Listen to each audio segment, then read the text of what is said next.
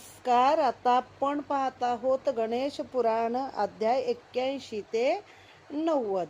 वक्रतुंड महाकाय सूर्यकोटी समप्रभ निर्विघ्नं कुर्मे देव सर्वकार्येषु सर्वदा.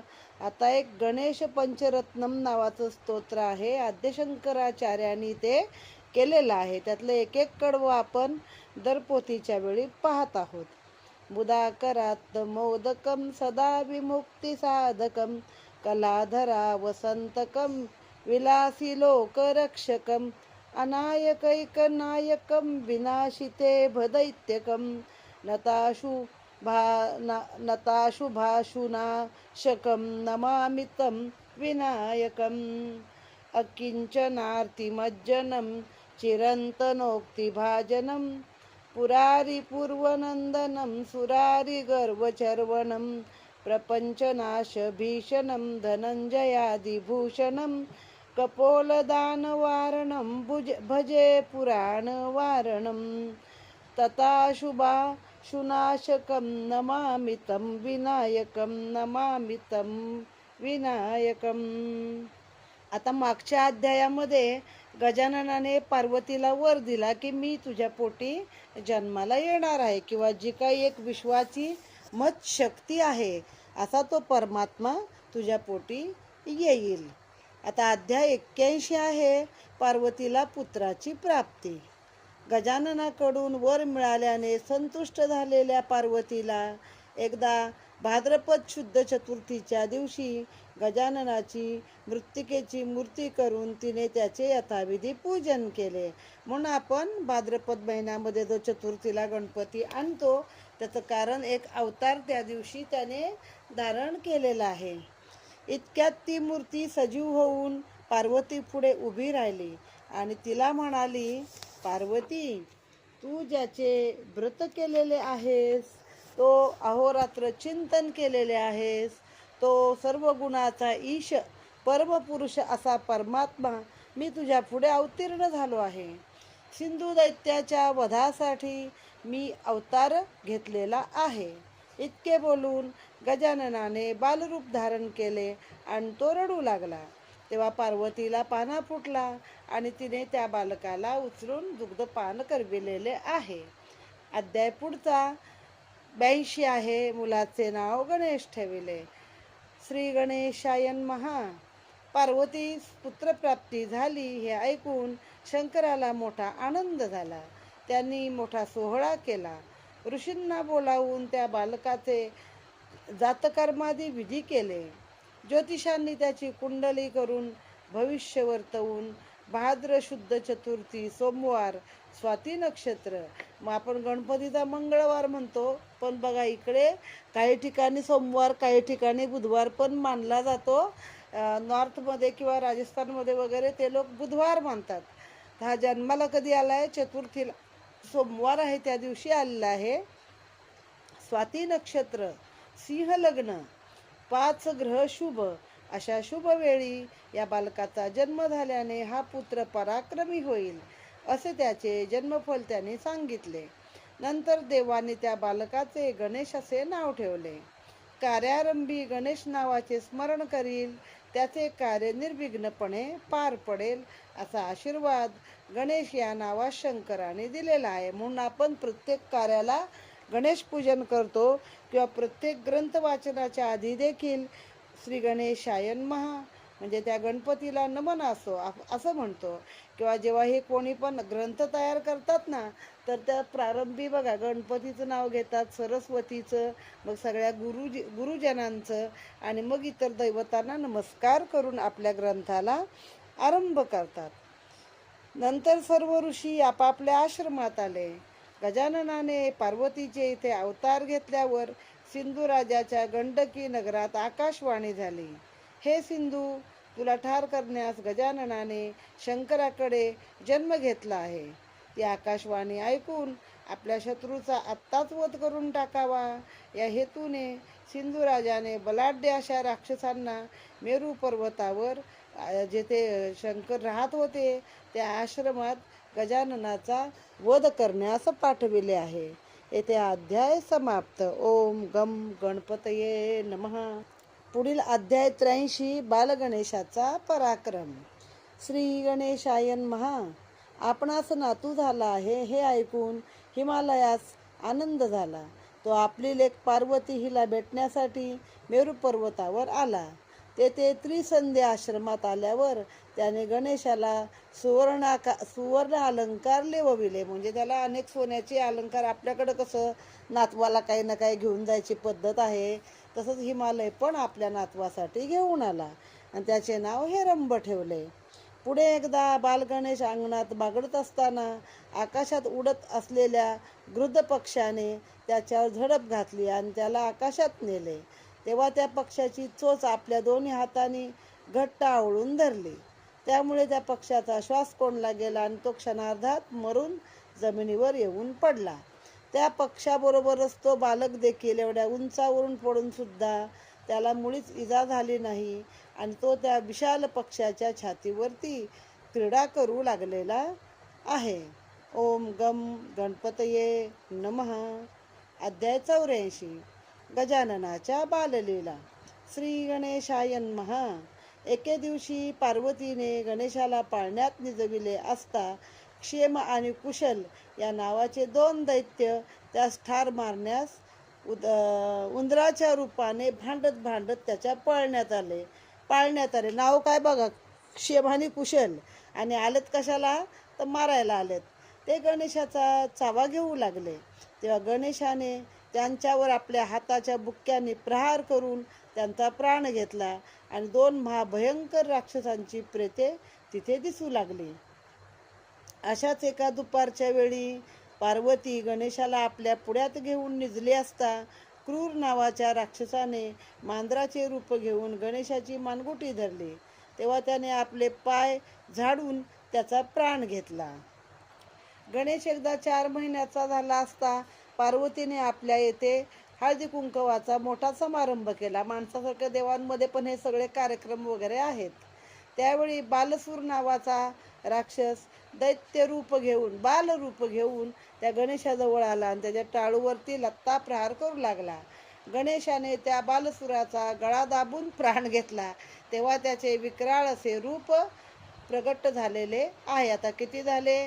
क्षेम, कुशल, क्रूर आणि हा आला 4था बालसूर. इथे हा अध्याय समाप्त झाला. अध्याय 85 बालगणेशाचे रक्षण. गणेशाला 5वा महिना लागल्यावर मारीच ऋषी त्याला पाहण्यास आश्रमात आले. मारीच हा रावणाचा मामा. मरीची ऋषी पाहण्यास आले. त्यांना पाहून पार्वती म्हणाली, हे ऋषीवर्य, आपल्या दर्शनाने आज आम्ही धन्य झालो. यावर मरीची म्हणाले, पार्वती, मोठे मोठे योगी ज्याचे निरंतर ध्यान करीत असतात तो हा प्रत्यक्ष परमात्मा मानव देह धारण करून तुझ्या येथे जन्मास आला आहे. तू त्याचे राक्षसांपासून रक्षण कर. पार्वती म्हणाली, महाराज, या बालकाने या बालवयातच अनेक राक्षसांचा नाश केला आहे. त्यास वारंवार राक्षस त्रास देतात हे खरे आहे. तरी या राक्षसांपासून याचे संरक्षण करण्यास एखादा ताईत गळ्यात बांधला तर बरे होईल. हे ऐकून मरीचीने पिशाच्य भीती निवारण कारक असा गणेश कवचाचा जप केला. म्हणजे त्याच्या नावाचा जप करून त्याचाच ताईत त्याच्या गळ्यात बांधलेला आहे. त्याचा रक्षाताईत गणेशाच्या गळ्यात बांधला. इथे हा अध्याय समाप्त. ओम गम गणपतये नमः. अध्याय 86 आहे बालपणाचा चमत्कार. श्री गणेशाय नमः. एके दिवशी पार्वतीने गौतम आदी ऋषीस बोलावून त्यांना गणेशाचा उपवेशन संस्कार करण्याचे विनंती केली. त्याप्रमाणे ऋषींनी गणेशाचे उपवेशन संस्कार करीत असता व्योमासूर नावाचा एक राक्षस त्या आश्रमात चोरून आला व तिथल्या सर्वात उंच अशा झाडात शिरून त्याने ते झाड जोराने हलविण्यास सुरुवात केली. हे पाहून आता हे झाड लवकर जमिनीवर पडणार असे जाणून आश्रमातील लोक बाहेर पडू लागले. फक्त गणेशच आत राहिला. काही वेळाने झाड हलून गणेश जेथे झोपला होता तेथे ते झाड पडले. तेव्हा हे झाड गणेशाने वरच्यावर झेलले. तसेच वरचेवर आकाशात भिरकावून दिल्यावर ते जमिनीवर जोरात आपटले आणि त्यात बसलेला व्योमासूर हा झाडाबरोबरच आपटून मरून पडला. इथे हा अध्याय समाप्त झाला आहे. ओम गम गणपतये नमः. अध्याय 87. शतमहिषी राक्षसीचा वध. बालगणेशाने ठार मारलेल्या व्योमासुराची शतमहिषा नावाची एक बहीण होती. तिला भावाच्या मरणाने दुःख झाले. तिने गणेशाचा वध करण्याचा निश्चय केला. तिने इंद्रपत्नीचा वेश घेतला व ती मेरू पर्वतावरती आली. पार्वतीला नमस्कार करून म्हणाली, हे सखे, मी पतिविरहाने अत्यंत दुःखित झाले आहे. कारण त्या सिंधुसुराने सगळ्या देवांच्या स्त्रिया पळवल्या आणि देव मात्र लांब लांब पळून गेलेले आहेत. त्यामुळे ती म्हणते, आता मला मोठा पतीचा विरह काही सहन होत नाहीये. माझा पती इंद्र हा राक्षसाच्या भीतीने कोठे लपून बसला आहे ते मला काही कळत नाही. त्यावर पार्वती म्हणाली, तू काळजी करू नकोस. देवाचे कल्याण करण्यासाठी परमात्म्याने माझे येथे अवतार घेतला आहे. नंतर पार्वतीने तिचे यथायोग्य आदरातिथ्य केल्यावर ती एका मंचकावर जाऊन झोपली. ती पार्वतीच्या दासीला म्हणाली, बायांनो, पार्वतीच्या त्या छोट्या गणेशाला एकदा माझ्याकडे आणा बरं. मला त्याला डोळे भरून पाहू द्या. तिचे भाषण ऐकून दासींनी गणेशाला त्या इंद्रपत्नीचे रूप घेतलेल्या महिषीजवळ ती आणलेले आहे. तेव्हा गणेशाने तिचे कपट ओळखून आपला पर्वता एवढा भार करून तो तिच्यावर पडला. तेव्हा ती त्याच्या ओझ्याने चिरडून ठार झाली. 6व्या महिन्यात एका रात्री कमलासूर नावाचा एक दैत्य भूमीचे रूप घेऊन अंगणात पडून राहिला. सकाळी नित्याप्रमाणे गणेशाला घेऊन दासी अंगणात आल्यावर गणेशाने त्या भूमिरूपी राक्षसास ओळखले व त्यावर 14 भुवनाचा भार देऊन त्यास ठार केले. तेव्हा अंगणभर तो कमलासूर नावाचा त्याचा राक्षसाचा देह तेथे पडलेला दिसून आला. इथे अध्याय समाप्त. ओम गम गणपतये नमः. त्यानंतर अध्याय 88. मंचकासूर आणि दुदुंबी यांचा वध. श्री गणेशाय नमः. 8व्या महिन्यात एके दिवशी फार उकाडा होऊ लागला. म्हणून पार्वती गणेशाला घेऊन बागेतील एका मंचकावर झोपली. तेव्हा बागेत पण असं छान थंडगार वरती मंडप टाकून मंचक होते बरं, की नाही तेव्हा AC लागत नव्हता, पंखे नव्हते, पण अशी व्यवस्था मात्र केलेली होती. ते असता मंचकासूर नावाच्या एका दैत्याने गजाननासह पार्वतीला त्या मंचकासह उचलून तो आकाशात उडाला. हे पाहून गणेशाने राक्षसाची शेंडी धरली व दुसऱ्या हाताने पार्वतीला सावरून धरले व हळूहळू खाली येता येता त्याने मंचकासुरास खाली जमिनीवर ढकलून दिले. तेव्हा तो राक्षस जमिनीवरच आपटून मरण पावलेला आहे. पुढे एके दिवशी दुदुंबी नावाचा, दुदुंबी एक वाद्य आहे जे युद्धामध्ये वाजवलं जातं. दुदुंबी नावाचा राक्षस बालरूप धारण करून गणेशाशी खेळायला आला. त्याने आल्याबरोबर गणेशाला एक विषारी फळ खायला दिले. गणेशाने ते फळ खाऊन आणखीन फळे खायला राक्षसापासून मागून घेतली व ती सर्व खाऊन झाल्यावर त्या दुदुंबी राक्षसाची शेंडी ओढून त्याचे शिर तेथेच धडावेगळे केले आणि अशा रीतीने तो दुदुंबी देखील तेथे मरण पावलेला आहे. इथे हा अध्याय समाप्त. ओम गम गणपतये नमः. अध्याय 89. गणेशाच्या बाललीला. गणेशाला 10वा महिना लागल्यावर, 10 महिने लागेपर्यंतच एवढे 10 राक्षस मारून झालेत त्याचे.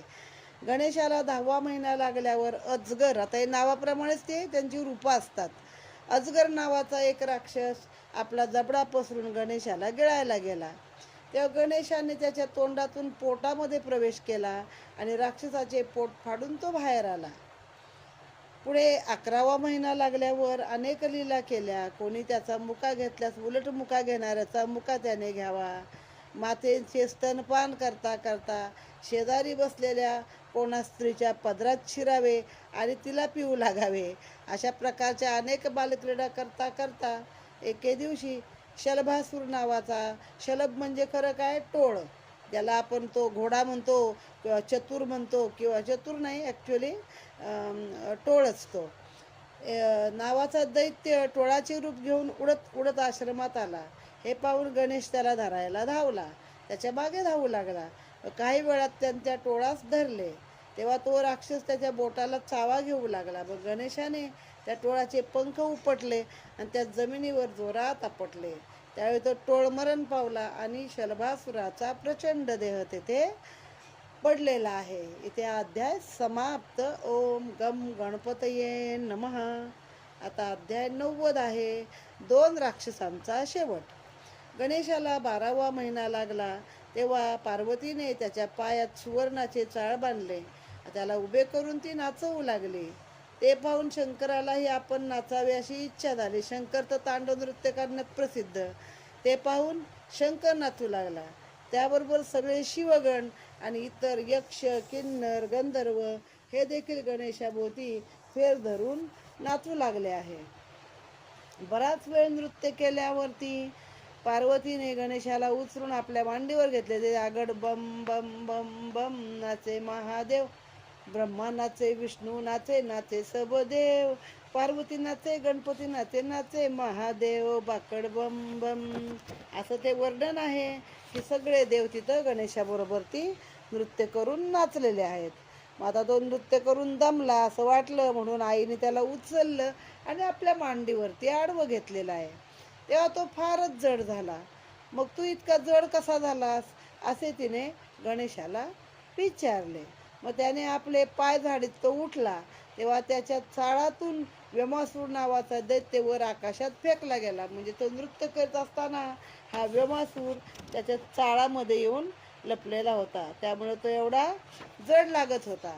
मग तो आकाशात फेकला गेला आणि उंचावरून खाली पडून तो मेला.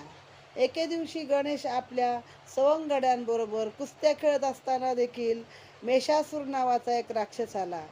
गणेशाच्या मागच्या बाजूने त्यास शिंगाने मारण्यास सुरुवात केली.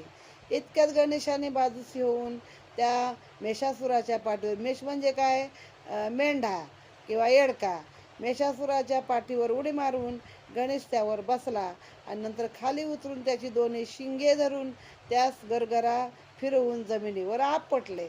त्याबरोबर त्याचा देखील तिथे प्राण गेलेला आहे. इथे अध्याय समाप्त. ओम गम गणपतये नमः. असे एकंदरीत 10 अध्याय आता आपण पाहिले आहेत. अजून अनेक असुरांचा पुढे गणेश वध करणार आहे. ते पुढील 10 अध्यायामध्ये पाहूया. इथे आता समाप्त. ओम गम गणपतये नमः. गणपती बाप्पा मोरया. मंगलमूर्ती मोरया.